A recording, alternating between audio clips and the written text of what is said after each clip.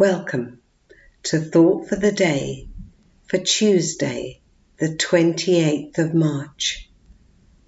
We're going to read from John's Gospel, chapter 11, verses 45 to 57. And this tells us of the fallout following Jesus raising Lazarus from the dead. Therefore many of the Jews who had come to visit Mary and had seen what Jesus did believed in him. But some of them went to the Pharisees and told them what Jesus had done. Then the chief priests and the Pharisees called a meeting of the Sanhedrin. "What are we accomplishing?" they asked. "Here is this man performing many signs. If we let him go on like this, everyone will believe in him, and then the Romans will come and take away both our temple and our nation." Then one of them, named Caiaphas, who was high priest that year, spoke up. "You know nothing at all. You do not realize that it is better for you that one man die for the people than that the whole nation perish."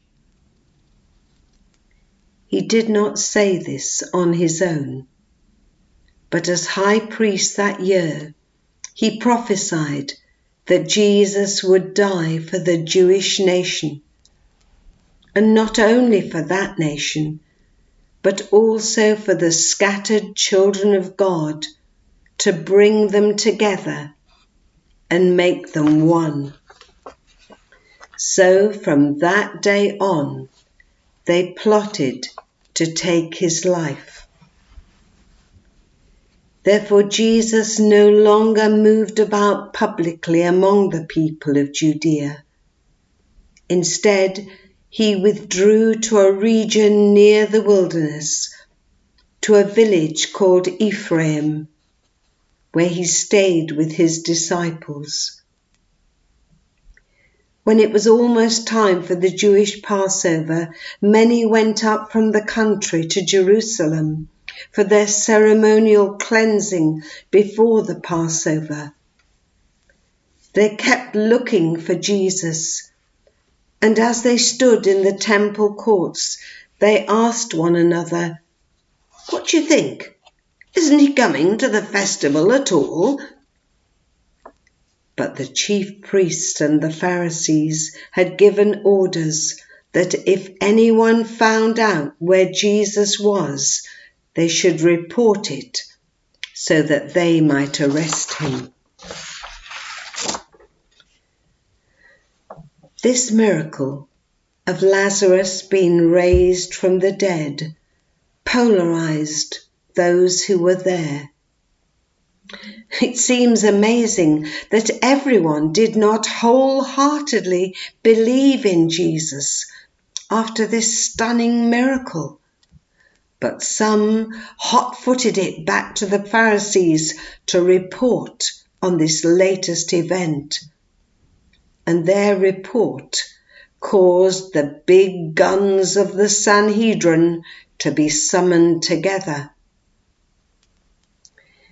It's strange that there's not a glimmer of a possibility among them that this might just be of God.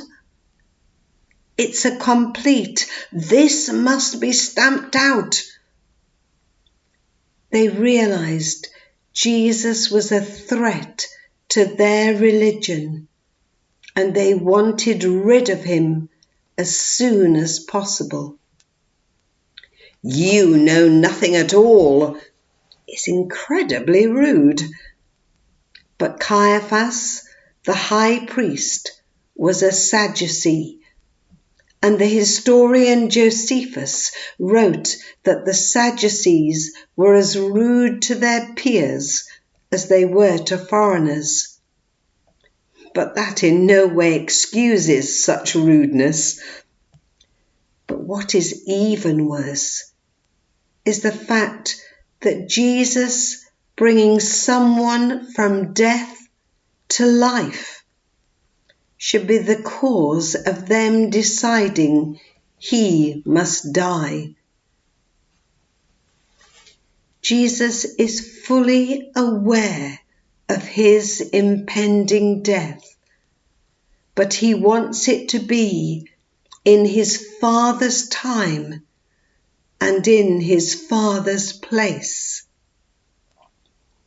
So, having shown the power of resurrection and of life in himself, he and his disciples quietly withdraw into insignificance. Many were looking for him to come to Jerusalem, ready for the Passover ceremony, but he will arrive in a way they are not expecting.